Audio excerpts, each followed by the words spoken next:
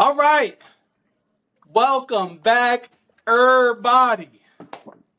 This is the last episode of Man Cave Monday. We wrapping up the year 2023. It's over by the time you saw this, or damn near. And so this is our goodbye for the year, and hopefully we have some fun. And so, who I got with me today? I got Ness with me. I got Dre with me. I got Dex with me. And hopefully in a few minutes, Days will be popping in here. Let's see what happens. And I am JD, a.k.a. He Who Pods. All right? And we're going to waste absolutely no time today. Let's get straight into the shenanigans. Ladies and gentlemen, GQ Magazine has announced their Men of the Year. Let's get straight to it. You know what I mean? Let's not play around. And the person I see getting the most press about being GQ Man of the Year is, you guessed it, your favorite man, Kim Kardashian. Wow. I think this is interesting. And so there are a lot of covers slowly coming out, but Kim K's cover is out. And there are some other ones that have begun coming out as well. But I don't really even care about that part. Let's start at the beginning. Kim K is on the GQ Men of the Year list. React, fellas. Let's talk about it. What are y'all thoughts? I got thoughts, but let's see what y'all think. You know what I'm saying?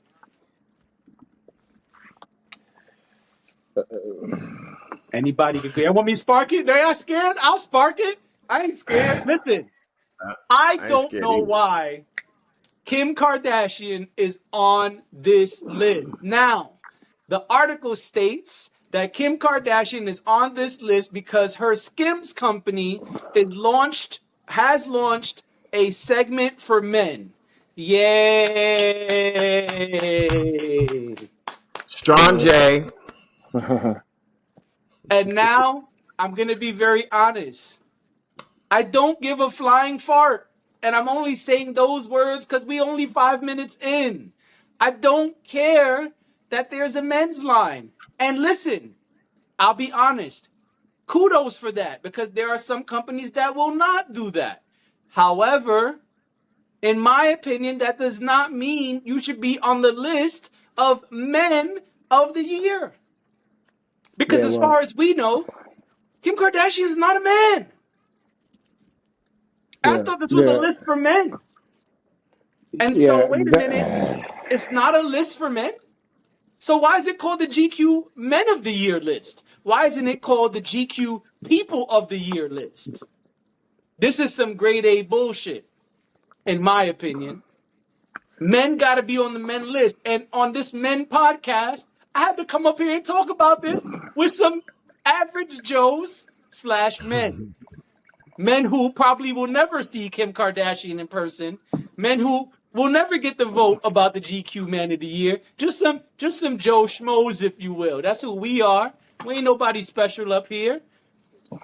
And so I thought we got to talk about this. So that's my opinion. I think it's bullshit. I don't think there should be a woman on the men's list because we're not even talking about like a non-binary person, a person who has transitioned and identifies differently. No, we talking about someone who waves the woman flag, is a leader in women's spaces, and makes it very clear, I am woman, hear me roar. Then get the off the men's list. That's how I feel. I'll probably bleep that F-bomb out. But if not, oh well, it's the end of the year. Happy New Year, bitches. Yeah. And by bitches, I mean people. Because I know ladies probably already mad at me 3 minutes in. Clearly, I'm throwing around wrong times because it's not 3 minutes or 5 minutes in when I've said it. Now, those are my thoughts. Feel free to jump in, fellas.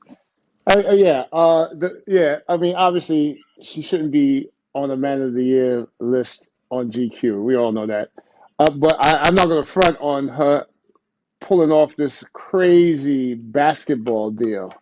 You know, that's That I'm gonna give her. Sure. This is real hustler stuff that we're seeing happen here from her. So I can't knock that. I don't know. If GQ jumped out the window. You know, they got a little too hype about it. You have to put that. You know, absolutely, I gotta give her props for the NBA deal because Skims to me was just like Spanx or something like that. I guess, and Right. she found a way to not only um, not only get make a menswear, but get the NBA to have it as their official kind of like underwear or something like that. And that's a beautiful thing. Yeah, and Yeah, I give her I mad don't think props for. anyone questions her hustle, her business acumen. I don't think Hmm. anybody questions that. But does that meet the requirements of her being on a men of the year list? GQ jumped out the window, and also because she looked hot. That's why they went on the cover. Simple as that. They jumped out the window, and because she looked hot with the Cheetos, licking her fingers, the whole thing. Come on, man. We know what they do. What they try to do here. You know what I mean? Well, you're not a man, but let's dress you up and have you like in a man's outfit and whatever. Yeah. Yeah, Yeah. it's cornball. Right. Exactly, man. I couldn't agree more. Yeah, It really yeah, don't even total it cornball. don't even deserve that much conversation because one, as Jay said, well, what do you identify as? Right? You identify as a woman. She's a very feminine woman. In fact, when we talk about femininity and the look, women aspire, a lot of women that is, aspire to try to look like her. You know what I'm saying? She has taken various surgeries to look the way she looks, which is very feminine.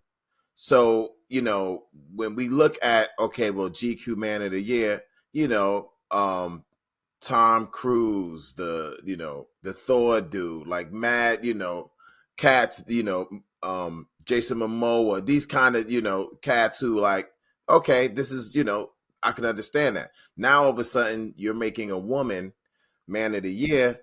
It definitely is like, like Dex is saying, it's like this is obviously a publicity stunt. This is what Kim Kardashian is really, really good at. She's really good at shock things. You know what I'm saying? Um, and I dig what you're saying, Dex. I agree. Like, okay, I can understand that maybe we could give you business person of the year. If you want to, if this was Wall Street Journal and they had that, No doubt. fine. But my thing is, we're giving you, you made these products, this shapewear as it's called, for men, and other than the NBA contract, men aren't even really buying it yet. You know what I'm saying? That's where Like, you're wrong. hold on. It hasn't even been out that long, bro. To say, That okay, part let's is see what true. it did. When you talk about products, usually you give it a year, at least a season.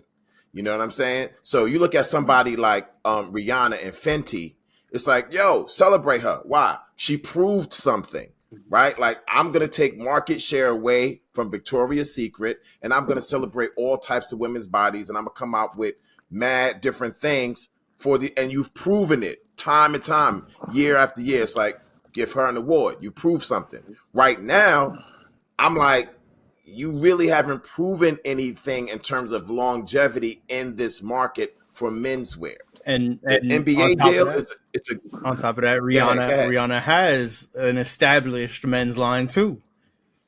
Which is dope because I have a couple of joints, you know what I mean? I got me a nice little robe, you know what I mean? Which is like, so I'm gonna tell you anecdotally, like, yo, it feels great. I don't know about this person's joint, you know what I mean? Yeah. I'm gonna keep it Oh 100. shit! I'm gonna keep it 100 with you. Like, I should have put it on right now. No, we good. We good. Thanks. But That's getting back to what I'm saying, it's like, right now. getting back to what I'm saying, like, this is what she's good at. You know what I'm saying? How did she get her claim to fame? She got her claim to fame from a, Ray J sex tape. It's not, she don't, you know what I mean? It's not like she's a singer or an actor or anything. Like, fine, this is what she does. She's really, really good at shock type things. And for her to get man of the year, it's just the publicity stuff. I'm not impressed. You know what I'm saying? If this was a person who was like Jay said, maybe she identified as a man, or maybe she had a masculine kind of look and she celebrated masculinity in terms of like, we got female bodybuilders out there right now who are looking incredibly masculine but still identify as a woman. I can even understand that. Like, yo, you look real masculine, you like looking masculine, but I want to still consider myself a woman. I can understand a person like that. Here we are, somebody who doesn't identify as a man at all in any way, unless you're saying, well, being a man means being good at business. But that can't be it, because there's mad women way before Kim Kardashian who's been super great in business. Right. Go ahead, Ness. No, just I really don't have anything to add to it. I mean, it's like he just said. It seems like a publicity stunt. It seems just like a trumped up ad. Like it's just ad space. It's her using this to push that line, and that's it. It doesn't make sense beyond that, especially after reading the article. It was like, oh, that's why she did it, I guess. I mean, like that's why she's man of the year. Okay, sure, but like it still doesn't make sense for all the reasons that Dre just went down. Like there are other people that have done it. There are other women that have done this already. And it's just like, and established, like we said with Rihanna with the Fenty line, she has an established male line. Like it's successful. And yeah. And so with Kim just stepping in just recently with this, and it's like, it's a popularity contest there. You know what I mean? Yeah. I mean, she was able to hustle the NBA and WNBA into becoming the official underwear for both of them. She got Neymar, one of the biggest soccer players in the world, modeling Skims. Yeah. You know what I mean? If she was anybody else, there was no way you're gonna get him to model your drawers. You know what I mean? Right. Let me interject for just a second. First, Days, welcome to the episode. How you doing, brother? Days. What's going on, gentlemen? I'm pretty moderate. All right. And Days, before you chime in, let me just say this.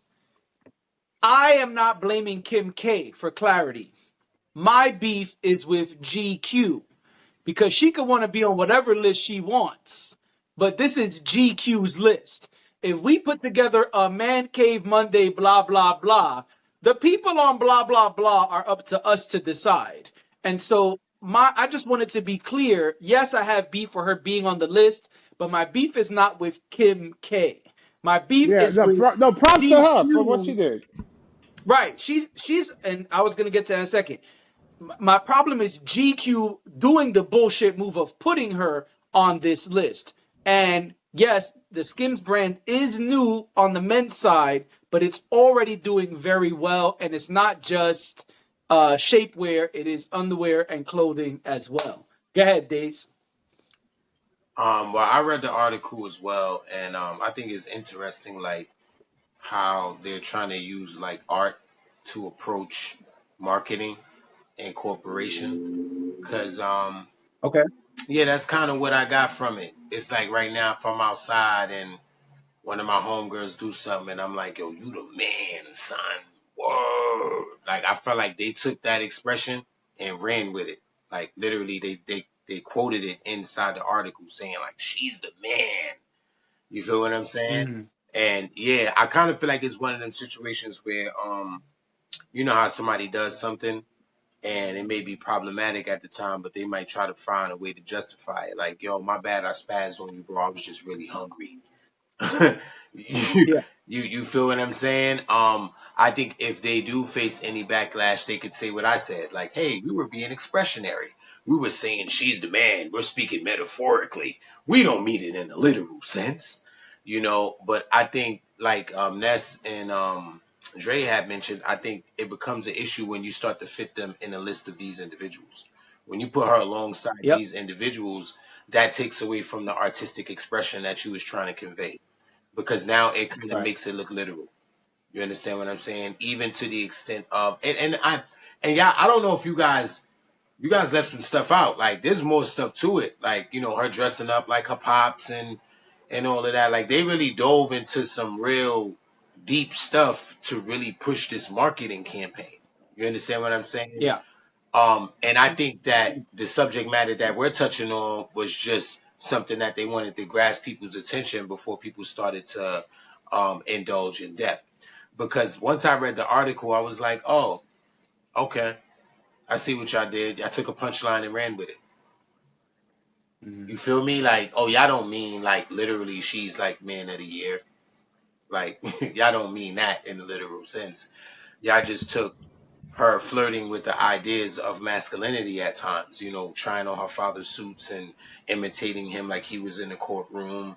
You get what I'm saying? Y'all took all of that stuff and y'all said, well, maybe we could consider this for a marketing campaign, being that she did flirt with these masculine, you know, characteristic and traits, you know, given that her dad was in the vicinity. That's what I got from it. You know, no emotion incorporated at all. Not to mention, man, like I said, when I see these things, it don't really move me emotionally. I was like, oh, here they go trying to start some shit again. You know, trying to get people talking again. But then when I started to read the article, I was like, oh, okay, they're trying to take the subtle artistic route. You get what I'm saying? Just in case if people try to speak upon it in that retrospect. So, That's what they. yeah, that's pretty much what I got from it, guys. Yeah, that's why they brought up. Yeah, all that she used to dress like her dad and pretend she was her dad and all that Yeah, to kind of like make it like, oh, that's why. Yeah. So yeah, I see what you're the same saying way her there. father used to Yeah, dress but up like his mother. So I guess it makes sense, right? Yeah. Hmm. No shade. Like, isn't that true? They said that he used to try on his mom's clothes and stuff. Something like that, right? Yeah. Yeah. Yeah. Correct Yeah. me if I'm wrong. Yeah. No. Yeah. I Yeah. didn't know That's what that. they said. That she would wear his clothes No, but I was talking about her and father, Jenna. He used to try on women's clothes or something. They were saying that too, right? Oh, no, but oh, they were oh, you mean talking Bruce about that's Jenner? Robert her right. Kardashian. No, Her Oh, Robert father. no, Kardashian. I Yeah, know. Jenner's I know. the I was saying that the other stepdad. gentleman, Jenner, had an influence on her too. And wasn't they saying that he used to flirt with those things as well before coming out and being Woman of the Year? Oh, I don't have any knowledge on that. I will I, have to look that up. Okay, yeah, because you know we're in a space where we need to be politically correct. That's why I was like, correct me if I'm wrong. You get what I'm saying? Yeah, no. Yeah, I just don't know the answer, but yeah. it is a good point to bring up. I just don't know the answer. To me, I would like to say this though. To me, them mentioning those things only makes it worse because you're slapping a lot of people in the face by saying by giving a false justification of her being able to be on this list because she toyed with the idea of masculinity. But what about all the people who have transitioned? What about all the people who identify as men regardless of what they were born as? So you smacking everybody like that in the face, no? By saying, oh, well, this super popular person who we know could sell, you know, any item ever, we'll put her there because she toyed with the idea of masculinity. So what does that mean for the list? Question mark. What does that mean about everybody else who probably should be on this list if that's the case? That's not on this list because I'm sure there are plenty of masculine appearing women who could be on this list. I'm sure there are people who were born as women but identify as men who could be on this list. I'm sure there are people who transitioned who could be on this list. Doesn't like what happens to all of that? I agree. That's my question, not for y'all to answer. I'm saying these are the things that I'm thinking as I'm looking at this. Well, I agree, Jay. I agree with you. I have an answer for sure. It's doesn't matter to them. Okay, None Rob. of that Okay, Rob. All is right. the goal. I'm sorry. He did it so perfect. He did it so perfect. My But bad, yeah, man. like none of that actually matters to them. It's just it's To GQ, about you mean? the selling to GQ, yeah. Okay. Which is why, like, when you're like, oh, you know, I don't care about, like, it's the fact that they did it, and it's like, I mean, obviously they're gonna do it, right? They're a periodical, right? They're in the business of being noticed. like my dog. I'm about to say it. That's why I love you. I was trying not to say it. Jay, I was like, Jay, word, like the please dog use right that. now. Please use that as a drop, Jay. He We said need that as a drop, Jay, for the promotion Turtle. for the Hey, episode. come here. Quiet. That was so perfect, So bro. Yeah, that was great. Right on command. Good job, right, Turtle. yeah. So yeah, so that's their business, is just being noticed, right, and being talked about, and that's the point of all this, right? True. They get money from her for a nice ad. They have a nice exchange. She has like this giant ad space that's the cover of this big popular magazine, and they have a big popular name to generate buzz, which it did, and I Can mean I both parties won in that respect. can I mention something too that they spoke upon, guys? Um, because I feel like they didn't keep referencing it, like, yo, you the man, you the man. But I feel like that was echoing throughout the course of that article, right? So I wanted to touch on something by saying they did say that um she introduced Skims to men in a way where they were comfortable wearing shapy garments as well. I caught that, and they was giving her props for that too, saying that she felt like men wouldn't be comfortable with that, saying that there's men who have some type of body shaming insecurities, and that she has like skim products for them that can help them shape their bodies in ways that women could, but the fact that they're comfortable with it, they're giving her props for that. I hope I said that right. They're saying like she is allowing them to be comfortable with that product. I hope I said that right. Yeah, she's assisting them. I don't give a fuck. yeah. Yeah, yeah. I mean, right. She is like, okay, men have insecurities too. We get it. And that's what's up. But giving her this title is a lot like giving men who develop panty liners and tampons for women an Mm, award. You know what okay. I'm saying? Okay, It's Dre. like you're just putting something out there, to sell to dudes. You know what I'm saying? Like, I don't really think it's necessarily game changing. I think it's good to have the conversation to say, hey, men are just as insecure of women with their bodies too. And she feels like, hey, I'm going to help them out by giving them these things to help shape them. Or Dre, fine, Dre, Dre, you but mean you mean like giving them a I Woman might of have the to Year mute, award guys. for creating tampons or something right, else that you're right, like, Yeah. right. okay. It's exactly right. It's like if a man creates panty liners, does he get Women of the Year award? Like I created a product to help women. Where's my award? I don't get a Woman of the Year Right. award. Like, what's up? Like, everyone would be angry about that, right? No one would be like, yay, because you created this product for women, you should be named Woman of the Year. It's like, absolutely Yeah, not. nah. You would no, you would not be. You would not be celebrated. You'd be celebrated. Maybe you did create a product that women love, but we're not going to call you Woman of the Year for Nah. that. You just created a good product that women happen to like, and that's it.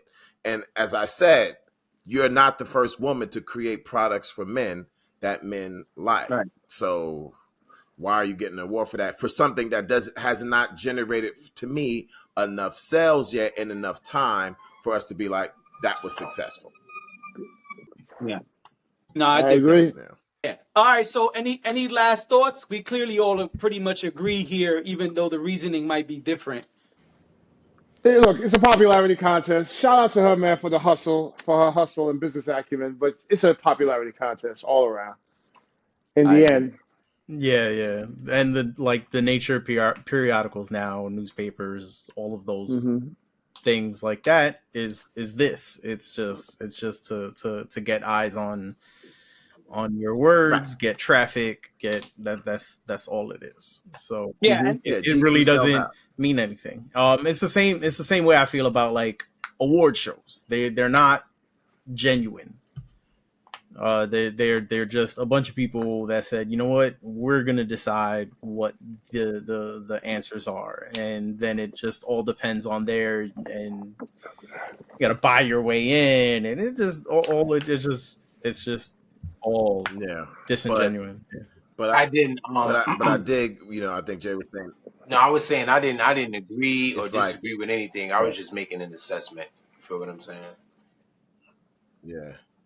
But in terms of GQ magazine being a men's magazine, GQ, you sold out because, like you said, she doesn't control right. GQ. right? The people in GQ editors That's control right. GQ. So GQ, you sold out. You had a men's man of the year going on for mad years, and now you put a woman on the cover because you wanted more hits, you wanted more eyes, and you don't really care. So in terms of GQ, you sold. I don't think, maybe I'm wrong, I don't think a woman's magazine would put someone who doesn't, it's one thing if you identify as a woman, right, and you transition into a woman. That's one thing. But someone who doesn't even, identify as a woman at all, I don't think a woman magazine would make this person woman of the year. Under But any GQ, you sold out, artistic so expression, I'm I'm sorry, happy Dre, for I you. agree with you. I don't care if it was artistic expression. I don't care if you was painting a picture, because I feel like they're being antagonistic, very antagonistic with this marketing plan right here. And from the looks of it, everybody's Yeah. using an antagonistic approach as a marketing scheme. It gets people Yeah. talking because, believe it or Whatever. not, well, what her father, I know I keep bringing that up, but her father, the Jenner dude, was on Woman of the Year, right? Woman of the Year, Yeah. right? He was on Woman of the Year. So Yeah. now, you don't think Yes. that conversation Yes. is circulating too based off of this? No, that No, conversation but I'm happened saying years you ago don't. when it happened, and women But were what I'm pissed saying is, off. you don't think. I'm saying like both of them being controversially on opposite covers still strikes up a present conversation because they're related. If you understand what I'm saying, that's just my theory, Well, here's the thing. No. Here's the thing. At least my opinion. I'm saying. Caitlyn identifies as a woman. Caitlyn identifies as a woman, so that's a little bit different. The only thing that I would say is controversy is like, what have you done in the field of femininity or women? You know what I'm saying? Like Caitlyn Jenner got on the cover for not even doing anything, where women who have been doing big work and for women's rights and um you know uh equal rights and things like that. People who have really put in a lot of work looked right over, and you gave it to Caitlyn Jenner because this person made a decision to be more comfortable in their skin. Like you should have never gotten her, in my opinion, the award for Women of the Year. Maybe you should have got the award for like individual of the year. Maybe, because you finally decided, hey, you know what? I want to be more comfortable in my skin. This makes me more comfortable. If they have awards for that, then you should get an He's an award for that. individual. But you didn't Yeah, I do like that. anything in the realm of women's rights, equal rights, whatever. You didn't put any of that work in. You just, to me, it's no different when Obama got the award for, Nobel Peace Prize. He had just became president. He was like a month or something in, and they say, "Oh yeah, here's the award for Nobel Peace," but you didn't do anything yet. That's supposed to be given to some people who like put mad work into a particular field for peace. Right. All you did was get elected. Yeah, you just got elected, bro. Nah, chill. So nah, I don't respect that. Great And it's the example. same sort of mentality. Great Well, if we example. give this person the award, Yeah. everybody's gonna look at us. And if we give this person, man of the award, everybody's gonna pick up that GQ. So you sold out. Yeah, you sold out. Whatever. I'm not impressed. They know exactly what they're doing. They know exactly what they're doing. Yeah. Yeah, and and that's why she was the first cover of the list, because it's a list. It's not just her, but yes, all correct. That's why she was the first one Yeah, yeah, from yeah. the list, and they're bringing out the other covers, little by little. So, yeah. All right, let's move on then. If you break it down fundamentally, 56% of marriages end in divorce. Like, think about that's the ones that end in divorce. So, how many people, what percentage stay together for the kids? Or because they don't want to give away half their shit? Another 10%? That's conservative. Conservative. But let's say 20% then, okay? That's at least right. You now have a technology that fails 76% of the time. That's insane. That's insane. That's more likely than not. 76%. If I told you there's a 76% chance when you walk out the door today you're going to get hit in the head with a bowling ball, you would not go out, or you'd wear a helmet for sure. But people just continue to get married. Not only do they continue to get married, there's a presumption that you should get married. And if you don't get married, there's something wrong with you. So if you've got a girlfriend and you've been with her for 5 years, and you say to someone, we're getting married, they go, oh, that's great. They don't go, why? You're happy. Why would you get married? Like everything's going fine. Why would you put yourself through that? Why would you run that risk? If you say to someone, we've been together 5 years and we've decided we're not going to get married. We're going to move in together, but we're not going to get married. Ooh, what's wrong? You have intimacy issues? What's your problem? Meanwhile, 56% end in divorce. It's literally fits the legal definition of negligence. Jay, we're big on it's not what you know, is what you can prove. So when people start bringing up statistical numbers, I'll be like, all right, this is interesting. Right. I didn't know the numbers was that crazy too, by the way. Yeah, the numbers are very interesting. Those numbers have been quoted and they've altered, and people make sure to quote them often when making those points. Here is a supposed New York divorce attorney speaking about how wild marriage is today and how much of a failure it is today and how silly the institution of marriage is. In fact, at the end, right before it cuts off, you heard it, he says it is the equivalent of negligence. And so I just was wondering what people's thoughts on this video were. Because hold on, Dex. Hold on, I got you. Hold on. I know this one is fun. Don't worry, we have a good time coming. Huh? The horse is out the stable, Jay. You know what I'm saying? That's it. Yeah. So I know some people here have been married. Okay. I know some people here are married. And other people just have strong opinions about marriage. So I said, ooh, this is a good-ass video to share with the fellas. All right? So go ahead, Dex. Go ahead, good brother. You can lead. No. Hot and ready. Let me say first, he said marriage is the legal definition of negligence. That's the words he used. The legal definition of negligence. I'm divorced, just in case, for anybody who don't know, I'm divorced. Yeah. But that's why I said this is going to be fun. But see, I'm taking it a whole different route. Okay, let's see what you got, baby. We are in a world where there's so many different types of relationships now, and we know. I think and I think we have to understand. I mean, I think now we have to understand there's so many different types of systems to live with somebody in the case of that. But I come from a certain system. You know what I mean? I come from a certain system, so. Even though I'm divorced, I still believe in love and loving somebody, and you could love somebody without getting married to them. But maybe I'm from the mentality where I still want to. I like that union before God and for others to know we locked in. But I totally understand. I'm at a point in my life, obviously, especially after being divorced. I'm at a point in my life where I totally get everybody else's mindset on that, mindset. So, so when I hear him talk like that, I think we're talking about. I looked him up. This guy's been a divorce lawyer for a long ass time. He's seen a lot of shit, So I think he's jaded. The way he was talking, brother was talking like he's jaded. He ain't mentioned nothing about actually just loving somebody, want to live with them, be with them. So he's seen a lot of shit. So I get it. I get his point of view. And again, I'm not.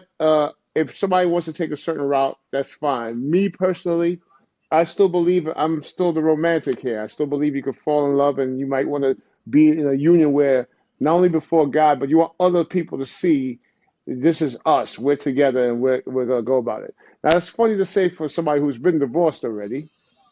But I haven't lost. I haven't lost the idea of love. Did I say that idea of love? But I'm not against anybody else's system these days either. I'm just telling you what I would, if I found somebody.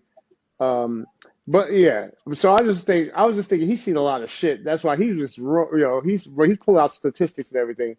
He's seen a lot of shit, man. So he could talk that, Talk your shit, James Sexton. Talk your shit. Yeah, that's it. So that's it. I mean, I may have other things. I want to hear everybody else's comments, but all right. But that was my thoughts. When I heard it, I just said, "This man's seen a lot, man. He's seen a lot." So he's not even mentioned the idea of this actually being in love and wanting to have a union that everybody know we locked in, locked in. Not even that you have to have the person's name, like the woman doesn't have to have the person, but just like, no, this is my wife and we do our things together. He's seen too much shit, so that's why when I saw it, I said, I understand his point of view on everything. And I'm divorced. Hey, I know. You know what I mean? Well, I in know. So fairness, he did say it's a little weird that people believe so much in marriage, but when you tell someone, hey, we've been together 5 years and we're thinking of moving in together, we're not going to get married, but we're going to move in together, people kind of give you this side eye and ask you, like, well, all right. hey, what's up with Well, that? Yeah, you got there some shouldn't be that intimacy pressure. issues? What's going on there? There shouldn't be that pressure. That's a problem. That's the equivalent of like when you see a woman of a certain age and people go, "Well, you have kids, or Yeah, don't you want to get married? Don't you want to have kids?" It's the equivalent of that. We're in a new era where that pressure shouldn't be given to people. You time do what you standards. want to do, Time and standards. you work things you are. But it's the equivalent of doing that. A 40-year-old woman, she's a good businesswoman, but she didn't want to have kids. Somebody said it to her. That's annoying to do to somebody. It's the same thing. I wouldn't Right. do that to anybody. Yeah. I mean, if it's very much half glass full, half glass empty, right? Like that's literally what we're dealing with. Because if half of all marriages end in divorce, then half of all marriages don't. Like it's all how you look at it. It was more than But that. also the statistic itself isn't correct, wholly correct. The number is bigger than that because it's half of all first marriages end in divorce. Okay. And then the number gets bigger like with second and third marriages. So all of those end up like inflating the number of total marriages to being a lot bigger than 50% or a lot more than half. But either way, that's not the point. Like Dex was saying, like it's all about how you choose to live your life, deal with your relationships, all of that. And I think a big factor, and looking up a bunch of different information, one of the things I did see is that a big factor in those first time marriages ending in divorce is age. Like you're going to have younger people. If you get married younger, you're more likely to get a divorce than if you get married later in life as your first marriage. So all of these things factor in, and there's so many different parts that factor into that number that it's insane to just say, well, yeah, why would you even believe in marriage? Like because there's a reason to, like, and beyond that. So as far as a personal view, I don't promote marriage. I don't I've never been that kind of person that's like, yeah, marriage is the thing. Like, even though like when I was younger, it was like, yeah, I want to get married, and I had planned my wedding in my head how I wanted it. But it was as I got older, I realized like marriage itself isn't that big of a deal. It's important for a lot of different things, and everybody's reason for getting married is going to be different. But it isn't something that a lot of people like trump it up to be. It really is, at least the way it is now. It's not there. There's not as much. It's just the personal effect behind it. So, however you personally feel going into the marriage, that's all the weight there is to it. There's nothing greater beyond that. So for him to feel this way about marriage, I mean, that's going to be his opinion on it. That's just how he feels about it personally. And that's all it's going to be for anybody. It's always just going to be how you personally feel about marriage, and the numbers don't matter because it's how you approach your relationship. If you're approaching your relationship in a way that's not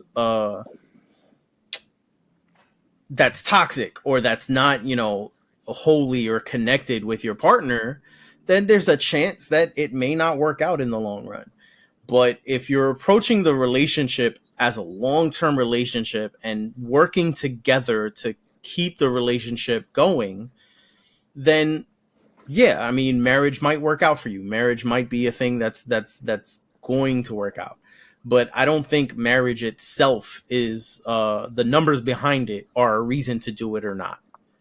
It's for me personally, it's just a title, it's just paperwork, it's just, hey, this person, I chose this person to be the person who gets all my shit when I die, short of writing a will, or they're the person who's going to be the ipso facto that decides my medical decisions, because we've had those conversations and we know those things.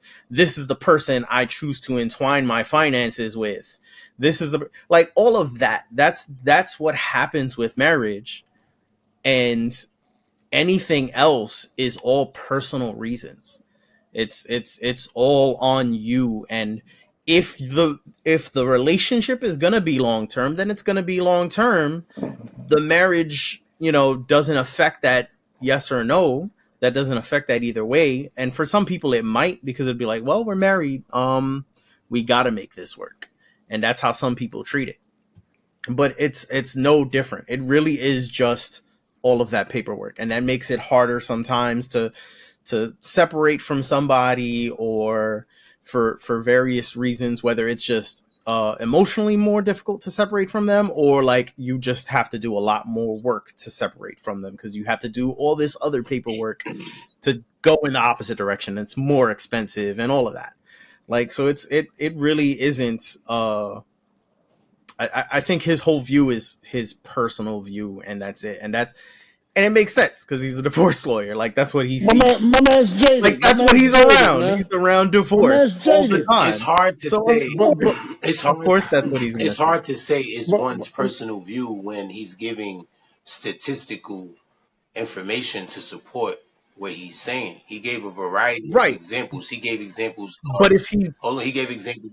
He's only around the 50% divorce rate, like if his whole existence is the 50% divorce rate, then 100% of his life is divorce. Yeah, but he gave. And let me say something real quick. He gave examples of different. All right, one at a time, fellas. One at a time. Because he gave examples of different marriages. He gave examples of people staying together for the kids. He gave examples of people staying together for financial purposes. He gave different examples of people in different marriages for different reasons, but they're still being unsuccessful to a certain extent because of the title. I think he was going based off of the title within itself.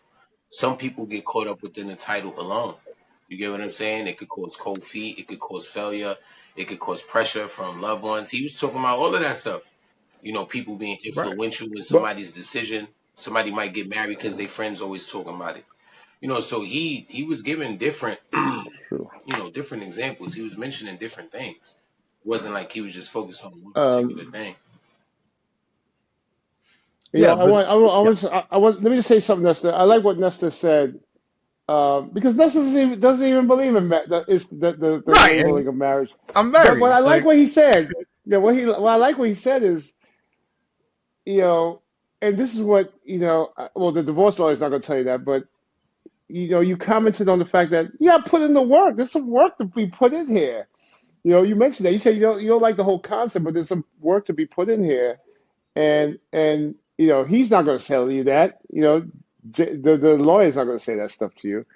He's going to talk about all the official statistics that breaks down, but he's not going to say he's not going to talk about all these other things that got to be incorporated into marriage. And then Dave, you said something which was great too. Sometimes people get married because everybody else is getting married around them. You know what I mean? There's a lot of life is hard. That's what it is. Life is hard. Well, you want to fall in love and find somebody, but yeah. Well, Ness said something that made me think about something, right? Because he's right. He was saying he gave two different perspectives, and the other perspective he gave was about like personal reasons. And what I was saying was that the numbers and a lot of those different and a lot of things that he said can influence those personal reasons. You know, it can influence people to say, because I know when I was looking at it, you know, and I'm hearing a lot of these things, I'm like, bruh, you feel me? And then he talking about people getting half of their stuff taken, and you know, he's bringing up all of these different What, examples, what, and you start thinking like, whoa, you know, that's a lot to think about. You know, yeah, yeah. no, it is. It's a lot to think Well, you about. know what yeah, there's something. Well, Ness, I'm going back to Ness because Ness said a lot of stuff, right? Shout out my Yeah, man he said a Ness, lot of stuff. my brother, right? He said a lot. The other thing is this, and then we gotta look at too. When Ness was saying, and he was talking in a marriage context about the person who could make decisions for you medically if some shit go down with you, or finances. That shit's gonna happen. The lawyer didn't tell you that. That shit's gonna happen when you live with somebody for 10, 15, 20 years. Guess what? You get sick and your family don't like that person. They're gonna be like, nah, you can't make the decisions. We're making the decisions. You weren't married to them. We take his money because you know what I mean? Like there's a lot of nuances that he didn't mention that. You know what I mean? Yeah, you live together. You don't get married, but you live together for 20 years. And suppose legally, officially, because that's how the system is, you get sick and your lady, because you lived with her for 20 years, your family decides they get your whatever you get, or they could make the final decision on your medical situations. So there's a lot of extra things in that mix. I mean, at least for me, when he said that about, oh, now get married, fine, don't get married, but you got to have some kind of arrangement down the line. I mean, I don't know, I mean, if you're not officially, because that's how the system is built up. But that's just a little observation on the side. Right, Dre hasn't got a chance to chime in. Dre, you got thoughts, brother?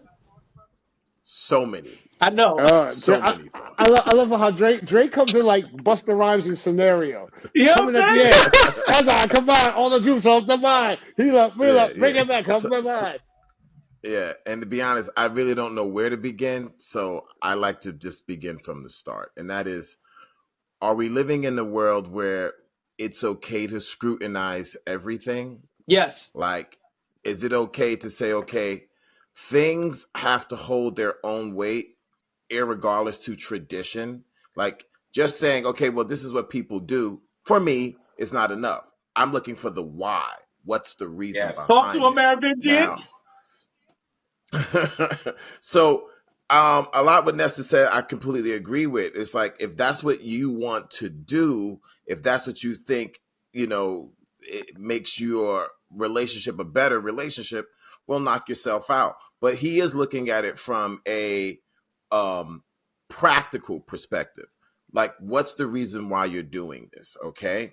And so I think what happens is that people fall in love and they believe that, well, if we really love each other, this is what we have to do.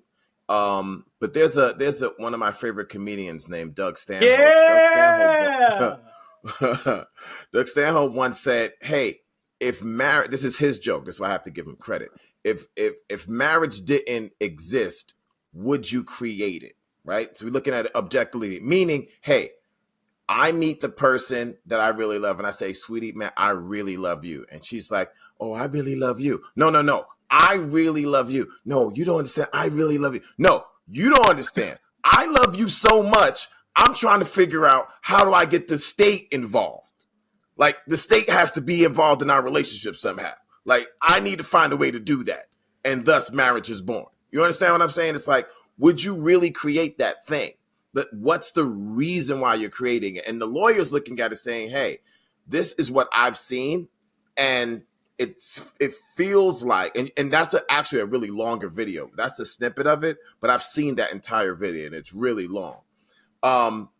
He's like, it seems like where we are today, that you're going outside while bricks is falling and you're not putting a helmet on.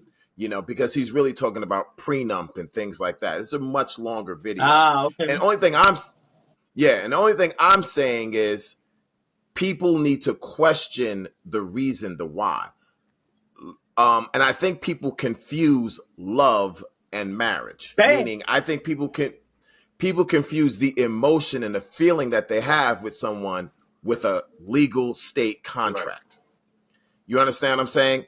marriage itself, when we look at the inception of it, why were people getting married? First of all, marriage was something that commoners didn't even really do. That was for rich cats, estate cats. That boy's cooking. You know, so now we talking about people who are just like, yo, I have a daughter. I'm the king of England, and I'm trying to have a relationship with Spain. You know what? I noticed your kid is 16, my kid is 16. We're about to marry these mofos. And it ain't have nothing to do with no love.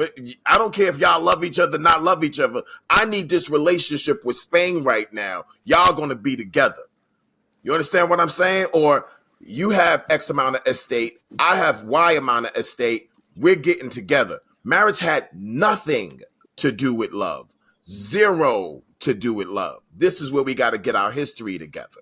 Marriage was about bringing estates together, powerful families, and then going forth. Once you get of age, we need to find other powerful families and we marry them. No one asked you how you felt about it. You just got married.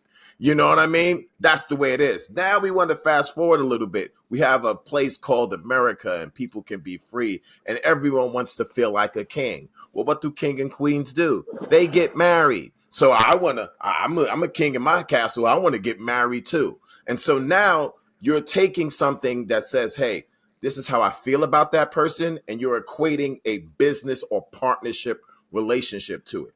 I'm not saying there's anything wrong with that. I'm saying you got to look at it like a partnership. You got to look at it like a business, like what it is. And that's where that lawyer is coming from. He's saying, wait, hold up. Like I said, watch the whole video. You worked all your life. Let's say you worked $500,000. You've made that, your career. Let's call it $1 million. Why not? You've done really well in business. You've done really good. You have $1 million. You meet someone. You love this person. Now you're saying, I love you so much, I'm willing to sacrifice half of my $1 million earnings for us to be together. Does that make sense? And this is what this guy is saying. Now, there's a difference if you don't have shit, I don't have shit, and together we got together and we made $1 million together. Oh, that's partnership right there. That's like that's what's up. You know what I mean? But we are confusing the two things. Now, what Dex was talking about in terms of, people are going to get older and people are going to, need each other. And that's what companionship, partnership is about. But there's things like power of attorney. I can not be feeling well and know that I need my partner who's been in my life for 20 years, 25 years to make decisions for me because my siblings, they don't know me like she does. So I'm going to give her power of attorney so she can make those medical decisions for me. We don't necessarily have to be married to do that. So there are sort of like ways around things. We just got to be smarter and understand legally what's going on. Your domestic partner, your domestic partner has rights to, what you want your attorney to do, what you want your friend to do is to look at something that you're about to get into non-emotionally, right? If Jay comes to me right now and be like, yo, Dre, this is it. I met her. I want to be with her. Okay. It's good for him to be in love with her. It's not good for me to be in love with her. I need to talk to him practically. All right, bro, let's look at this whole thing here. Let's look at why we doing what we doing right now, brother. Because I'm going to always be pro Jay. I don't care how you feel about her, whatever. That's good for you. I'm going to make sure if this partnership, do we really need to make it a legal partnership, business partnership? Is it going to be beneficial for you, right? So if Jay need $1 million check and she wants to get married, I'd be like, yo, Jay, bro, listen, you good. If anything happened, you $500,000 there now. Go for it. But if Jay make $1 million and he just meets some chick, I'm gonna be like, well, wait a second, son. Hold on. You're about to sacrifice half of what you made for what? Let's look at Amazon. What's the guy name? Come on, y'all better with Jeff Bezos. When he got divorced, who built up Amazon? Him or his wife? Right? We got to call it what it is. But she got entitled to half of the things that he built. So we gotta have the conversations outside of emotions. I love love. Do not get me wrong. I love love. I love being in love. I love the feeling. I love the emotion, the heat, the elation. That's beautiful. But I don't want to confuse that feeling with a legal partnership that I can lose almost everything. That's what this guy is trying to say. Y'all can go in. Done with you. Let me just throw one thing in the mix. What happened? I'm laughing at Dre. I love Dre. I just want to say I love you, Dre. Let me throw one thing in the mix, though. You know why we have the state involved like this? Is because there's some antiquated things. Men, we were the head of the home, and we got a woman, and they stayed home and cooked, and we had the head of the household. Yes, that was I agree. pretty much the system. Times have changed, Yes. so they had to keep that they had to get involved because motherfuckers, excuse my language, was leaving their wives and going to have another family in the other side of town. And you got this lady now got to go out there and go get a job and look. She never worked in her life. She's cooking and cleaning the whole time. Now she got to get a job. Right. That's what happened because there's some sinful men out there who don't take care. They want to go do something else. That's what really caused it. I say that in a general way. I'm not giving specifics, but that's pretty much what happened. You're right, Dex. You're right. Times have changed and it is antiquated. So like the guy says, if you watch the full video, he's like this. Okay, wait a second. You stayed home. I worked and I made all this money. Okay. How much do you need is more of the conversation, not you're entitled to have. You see what I'm saying? So if you were with me and I made $500 million and you decided, hey, you know what? I'm not going to school. I'm not doing this. I'm going to be there for you. So when you get home, you ain't got to take care of nothing. I took care of everything. That is worth something. I'm not saying it's not. What I am saying is it worth half? You can easily say, you know what? You stayed home. You did this. You did that. I made $500 million. Let's give her 5. Let's give her 10. Let's set her up. You have the house. You're good. It's not necessarily worth $250 million. That's what's going on, is that these archaic laws haven't caught up to the times. Especially you're talking about people like Ness said, when people are young, they're getting married, they're making these emotional decisions. Okay, one person is a young 25-year-old actor. The other person is whatever, somebody you met. Oh man, am I gone? No, you here? No. Good. You still there. You still got the dot. You good? Yeah. Keep going. Yeah. You good. We hear you. We see you. Keep cooking. Oh, and he's gone. I guess he didn't see him. The stove must have turned off. He stopped. Yeah, because that man was cooking. Yeah. He knew Thanksgiving was coming. You know what I'm saying? Well, He said, "Oh, Thanksgiving's this week. I got a meal for everybody. Hold on." I thought he forgot about Thanksgiving with all the Christmas stuff. Yo, I knew that was gonna happen. I knew that was gonna happen, son. I was like, you know what? That's funny. That's why I wanted to stop it when I stopped. Nah, it's because you know what it was, Dre. You was cooking too much, son.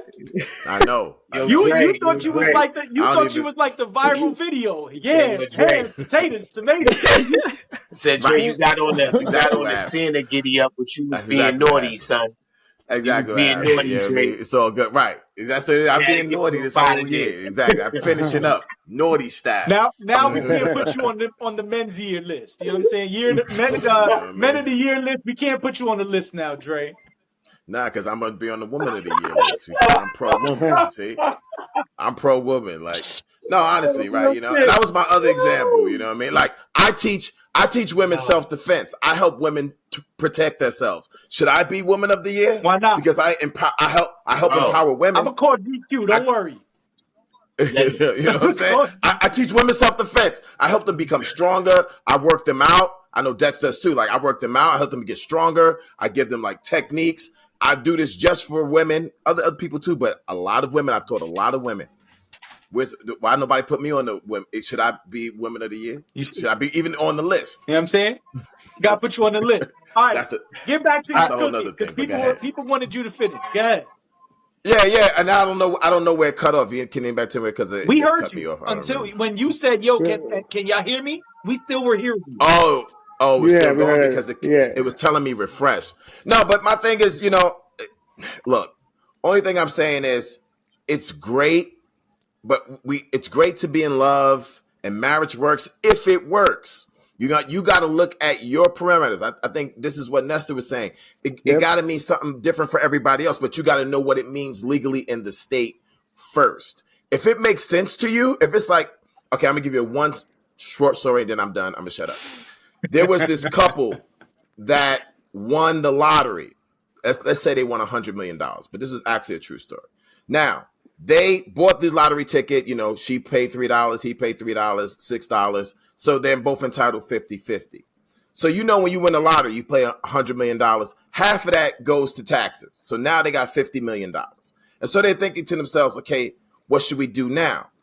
They got accountants in. The accountant was like, well, if you give this person $25 million, now the government is going to take even half of that.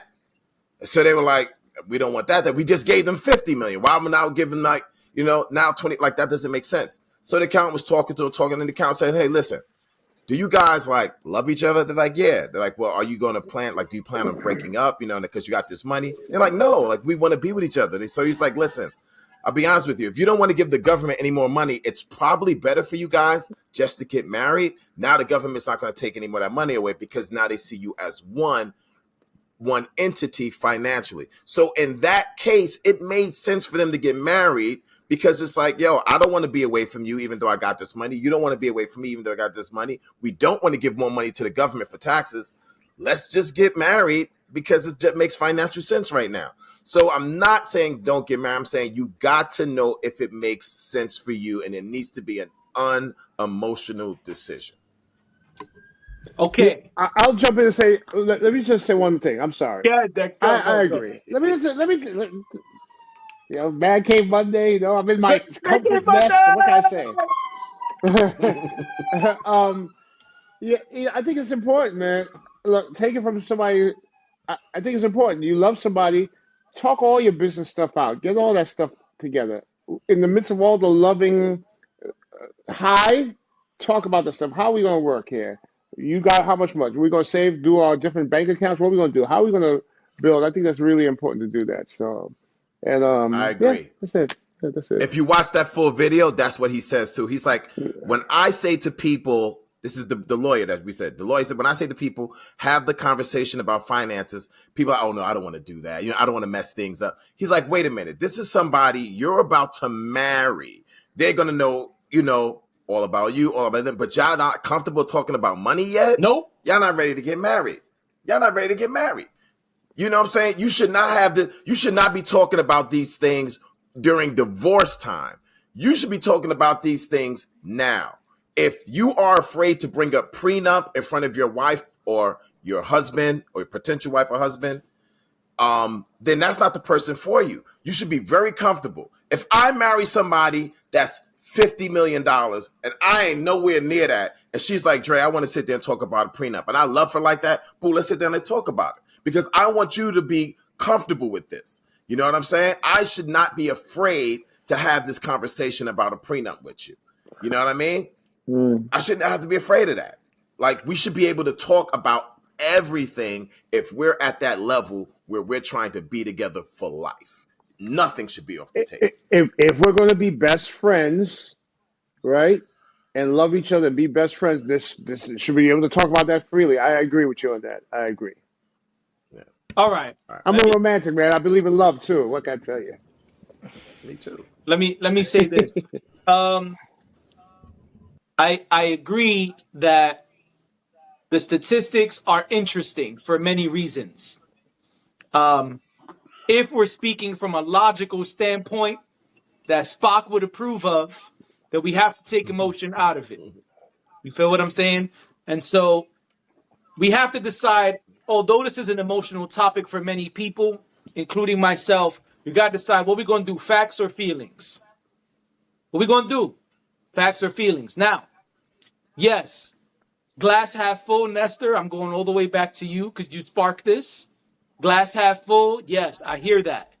But it's not really glass half full that simple because there are other scenarios like he brought up like Days brought up, that are not part of those statistics. I know plenty of people who are in marriages simply because they have kids together and they don't want to be together. They have other relationships. They are not polyamorous. They are simply legally married and living together to raise children. I know mad people like that. They are I know not mad people like that. polyamorous. Yes, sir. Yes, What you said, sir. Days? What was the emphasis on they are not polyamorous? Because it is what it Hey, is. But go I'm Dwayne. keeping Go it Dwayne. real. I'm not I knocking. appreciate that. Y'all know I'm cool with all that shit. Yes. But if we talking statistics, Yes. those people are married. And that's not accounted in the statistics, which the gentleman brought up in the video. I don't need this pen right now. So those statistics, the same way you're saying they're skewed and not true, well, we could say the same thing on the other side based on just the example he gave in the video. What percentage is that? We don't know. He gave a conservative, what he feels is a conservative number. I don't know. I'm not a divorce attorney, but I know there's mad people together who's like, yo, man, me and Nestor had this kid and we hate each other, but we love this kid and we're going to stay together to raise this kid. Okay. Those people are still married. So that glass really ain't half full. That's number one. Number two, I have some questions that these conversations make me think about. And I guess this is going to be something not really for us to answer, but more for people to marinate on and meditate on and think on, right? Because I hear all of you talking about marriage and is it good? Was it successful? I hear those things. But what are the parameters of those things? What meets those things, right? So I guess what this makes me think is one, how much time do you need to be together married for it to be looked at as a successful marriage? I have a friend who was married for 10 years. They feel their marriage was unsuccessful because it ended. I feel it was extremely successful. They have a lovely family that is still thriving, as everyone on the internet loves to say. And there's no real beef, and they had a beautiful 10-year time together. To me, that's a success as a person who's never been married, right? And this is clearly my personal thoughts and feelings.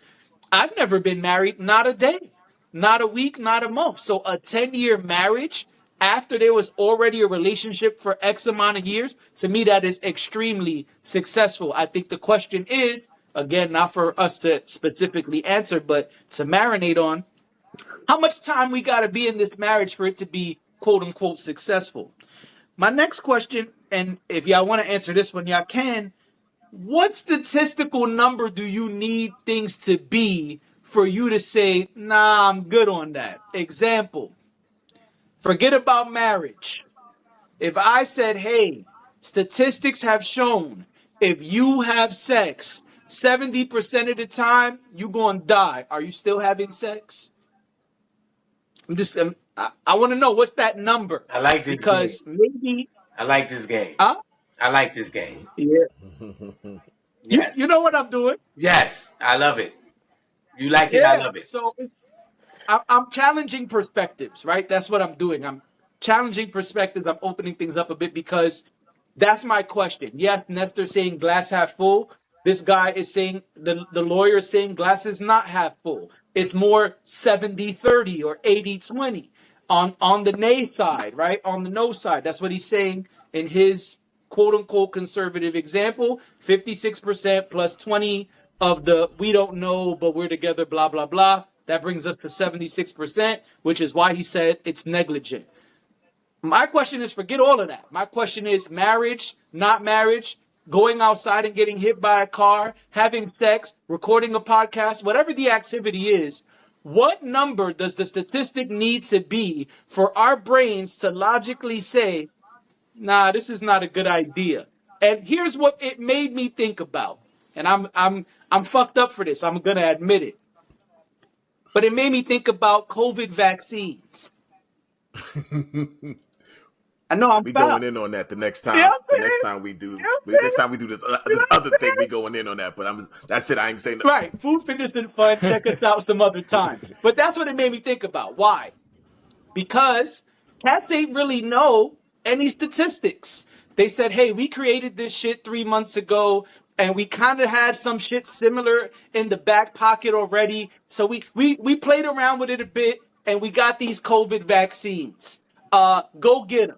And I'm talking about before they were mandatory. Let me be clear. Because a lot of cats got them because, hey, the job said if I don't get it, I'm unemployed. And right now, everything is locked down and there's no job. So, you know what? Come on, man. Shoot me up, right? Cool. I'm not talking about that yet. I'm talking about before that, cats were running to get COVID vaccines. Before anybody goes, let me give you one last one. Neuralink is Elon Musk's brain transplant company. They have been approved by the FDA for human clinical trials. Niggas don't know if this shit works at all. There are thousands of people lined up and trying to get the first clinical trials for this Neuralink brain implant. To be clear, before anyone responds, an audience, they're going to remove a piece of your skull and put something in there that we don't know at all if it works or not. The number I saw recently was 22,000 implants are supposed to be done. What number we need to say, hey, you know what? I'm cool on this one. Thanks. Can I answer some of these questions? Well, I saw Nestor. He was Yeah, ready. because So go ahead, Ness. I want to reply to a go couple things and answer the question. Ooh, And one last thing. I just want to say, yeah. because I didn't want to cut off Dre earlier. Just when this episode drops, I'm gonna be using some clips from this. So be ready. Shout out to Eddie Murphy. I saw it. Classic. Yeah. Ha! Yeah. All right, go ahead, Yeah. Ness. Maybe we can find some Doug Stanhope because too. But that's all good. I kind of have a hard stop today at 10. Okay. I want to get a couple points out. So first, I want to address. I want to attack you, Dre. Because for the most part, like I agreed with what you were saying. I think your word choice I disagree with on one point, and that's saying sacrificing half, right? When you're getting into a marriage, you're not expecting it to end, so it's not a sacrifice. You're risking it. It's more of a gamble. It's more of a because you're not going into this thing expecting it to end, expecting anything to go bad. So you have to look at it as, is it worth half? Like, is it worth that risk? Is it risking half? I like the word risk. Yeah, versus sacrificing, because it's not just a throwaway, right? And I had something else on that, but I forgot all that. Beyond that, you said there was a larger clip, and I think that lends to a bigger topic. Other point where like we were commenting or reacting to a specific clip that's taken out of context. Yeah, I would like to see the whole thing. With the greater context, while a lot of us probably thought of like the greater context, maybe he's talking about this, maybe he's talking about that. And a lot of the times when like Jay sends us a clip, I'll go looking for the full thing and see if I can find more context on what's happening. I didn't really have the time to look for that today, but I like that's always the thing with me. Whenever I see any clips, it's like I want to see what's the full context of this, because they're saying something wild, but maybe it's like something else framed in something else that wasn't really included. So that's always like an issue, and that's always going to happen. The glass half full thing, I said that you can look at it that way, because if you look at it only at the pure number of like 50% or half marriages end in divorce, but like right after I followed with that number is actually a lot bigger, because that number is only for like the first time marriages or whatever, and so that number for total divorces is a lot bigger. So I don't believe like it's either or. It's just because that number is just like that, and people always look at it like that. They always look at it as like the total number. Apart from that, your question, what's your number? I think that will go back to what I said, changing the word from sacrifice to risk. You have to look at it, is the risk worth the reward? Absolutely. And that's going to change for everything, no matter what it is. Hey, is this worth the 50% chance that I'll lose half of everything? Is this worth that? Is this other thing I'm looking at, like when you're bringing up like health and vaccines and that, is that risk of either getting the vaccine, or maybe I'll take the chance with possibly getting the disease and handling those risks? And then you have to weigh all these different things, and that always will change. So I don't have a number per se. It's just a matter of, can I say that what I'm gaining or what's happening in this situation, for me, will outweigh what would end up, if this goes completely wrong. So the number doesn't affect that at all? The number might affect it somewhat, for sure, but it's a matter of, is what I'm gaining worth that risk of that number? Got it. So it's always a thing that people have to consider, and some people don't consider it at all. They're just like, well, I'm doing the thing, and this is the plus. Or some people go into things with, well, I trust this. That was my other thing, is when it comes to that conversation about like prenups, right? A lot of people will be like, oh, well, don't you trust me? And it's like, well, that's not the case, right? While people want to, right? That's not what this is. This isn't about trusting you. This is about trusting that this will last. And prenups, while they seem to only protect the person with more money, they protect both parties. They're meant to protect both parties in different ways. Right. So if you, like, the whole point of it is, hey, you don't want to be left assed out. Sure. Look at the prenup before you sign it. Obviously, you don't just sign it. Right. You're like, hey, this kind of leaves me, ass in hand if anything goes wrong. And it's like, aha, like if something goes wrong, that's what we're planning for. And people don't want to look at it as if marriage is a business transaction, but it is.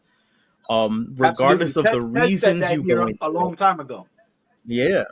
Regardless of the reasons that you do it, regardless of, I want to do this because, I love this person, I want to show my love in this particular way, or whatever, you still have to look at it as you're getting the government involved in your personal business.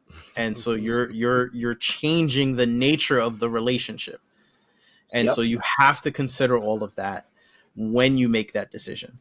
And it's still essentially a business. The act of marriage, not like being married and everything after. Sure, treat it as a regular relationship, whatever.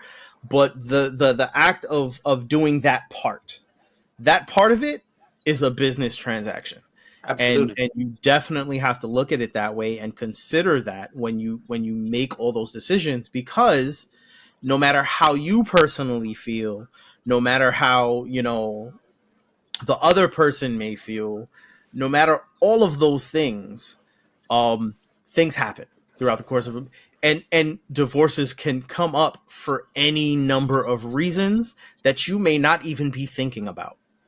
Like, people have perfect relationships, they're doing great, they have a kid, the kid dies, and it destroys the whole relationship for various reasons, because both people handle the whole thing differently, and then they just end up having to split just because they can't reconcile their relationship through whatever just happened, through this big experience they didn't think would happen, and now they're going through something else they didn't think would happen because they felt they were great. Right. So yeah, all that is there. And then that leads even further back to your question with what's your number, and considering the risk versus reward. even if like in the case of like marriage, even if the number was like 90% of all marriages end in divorce, right? Even if that was the number, you're going to have a lot of people that are like, well, we're built different. We have a different relationship.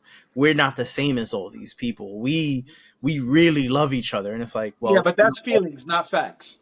I know, but that's the whole thing. You asked what's the number. The number in situations like that wouldn't matter. Yeah, see, that's a challenge for me. You're right. Even if the number is that big, they're gonna be, well, our relationship's different. Our relationship can beat that number. That's called insanity. Always think that. That's called illogical. Look, man. Let me just say this, man. Let me jump in real quick. Let me just jump in real quick. But what if their number? What if their relationship? Let Dex go in. Look. Podcast friends listening. Love. Find somebody. Make sure that your best friend that you can talk about everything with, and continue to repair and check on, because that's what it comes down to in the end. All right, that's what it's going to come down to. You don't want to get divorced, podcast friends. Find somebody you could talk to periodically and see the state of your relationship. If you're going to get married, do that. Take it from a guy who got divorced. I was married 22 years. All right, talk to your partner. All right, if you're going to get married, become best friends. Talk, work things out, and if you're going to get married. If you want to talk about prenups, do it. Don't be scared.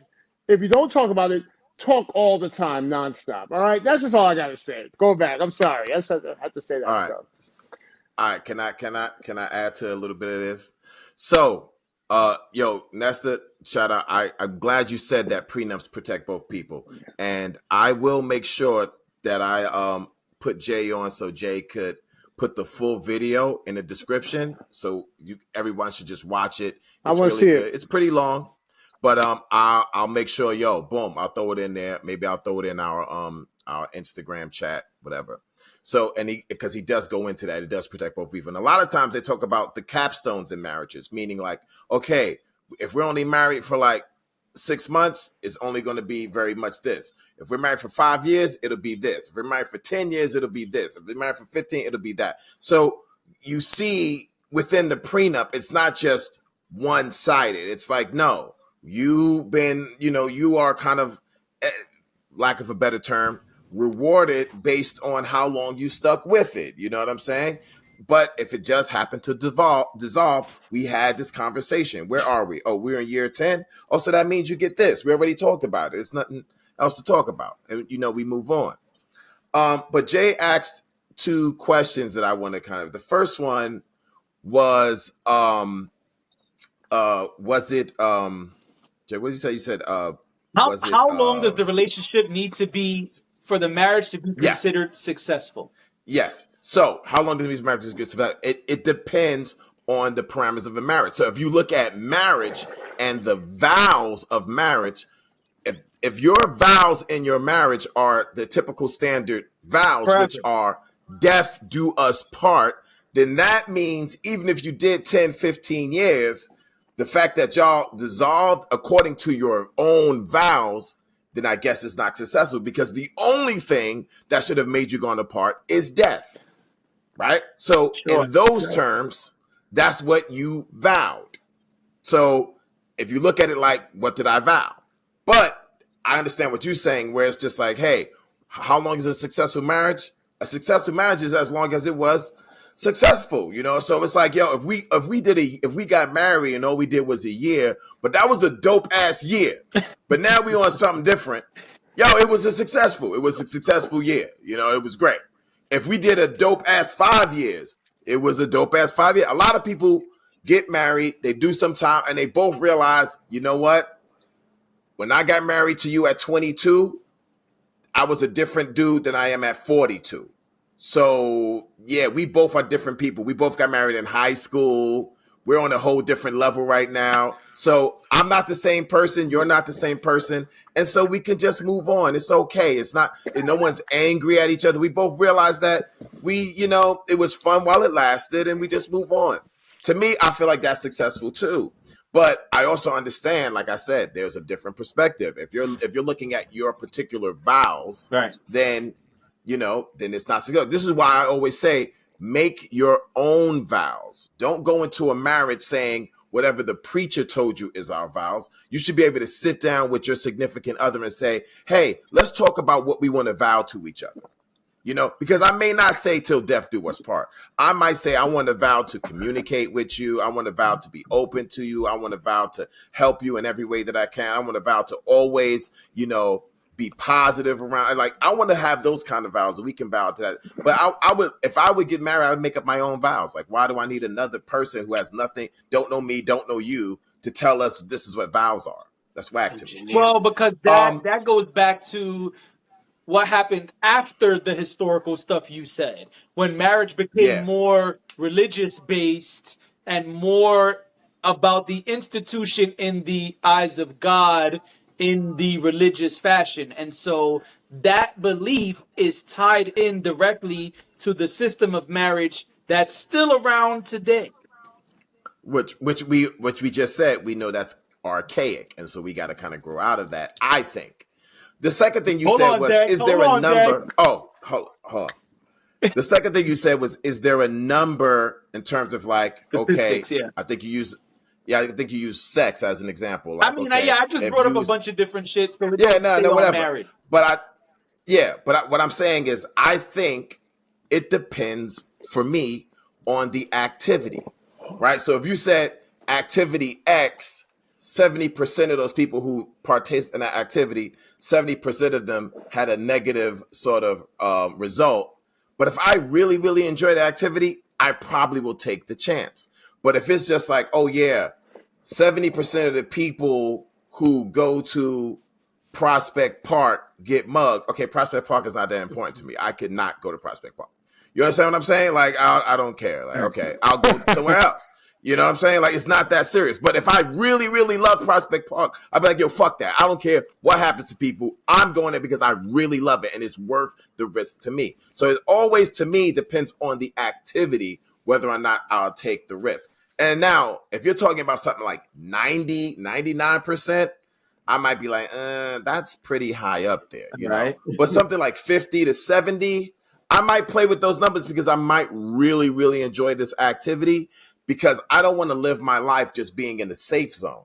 I want to live my life doing the things that I enjoy. And sometimes some of those things that you enjoy have risk. Absolutely. And so, I told you, off pod, like, oh man, I just came off my, my bike. If you live in a city, a crowded city, and you decide to be a cyclist, you are literally taking your life in your own hands. Facts. People are nuts out there. You know what I'm saying? Facts. But it's something I really enjoy. Like, I enjoy riding my bike, weaving. I try not to weave too much through traffic, but I got to do what I got to do. And it's an adrenaline rush, but I'm taking that risk. Now, because I take that risk, I might wear a helmet and some other things just in case things happen, but I still enjoy the activity. And so if you told me what the stats are with that, I look at it, okay, but I really enjoy it. Something else I really don't enjoy, or it's like, I'm kind of on the fence about it, I can give it up. It's not that serious. Gotcha. That's the only thing I want to add. All right, Dex, I know you want to go, but let's see. Days, you got anything you want to chime in on? We haven't let you talk for a while. I agree with what all of you guys said. Yeah, you guys said. You know that was coming. It was definitely a lot to take in. You feel what I'm saying? All jokes aside, it made me think about this clip that I came across. I'm not sure if someone sent it to me, but I saw it. But it was a gentleman. He was of a different ethnic background, and he was talking about marriage, but he was talking about it from a different perspective. And he was saying, just giving his opinions about it. And he was saying that the way that America promotes marriage, or the way that it has conditioned people to look at marriage, he said people don't love the idea of marriage. Like, they don't fall in love with the idea of marriage. You understand what I'm saying? They fall in love with the aesthetics.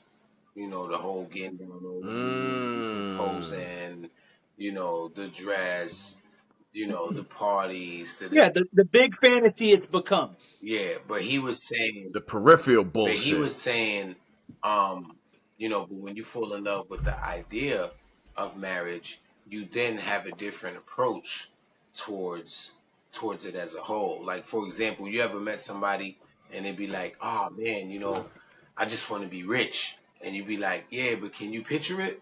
Like, can you see yourself being rich? Like, are you, in love with the idea of being rich, or are you in love with Mm. the aesthetics that come with being rich?"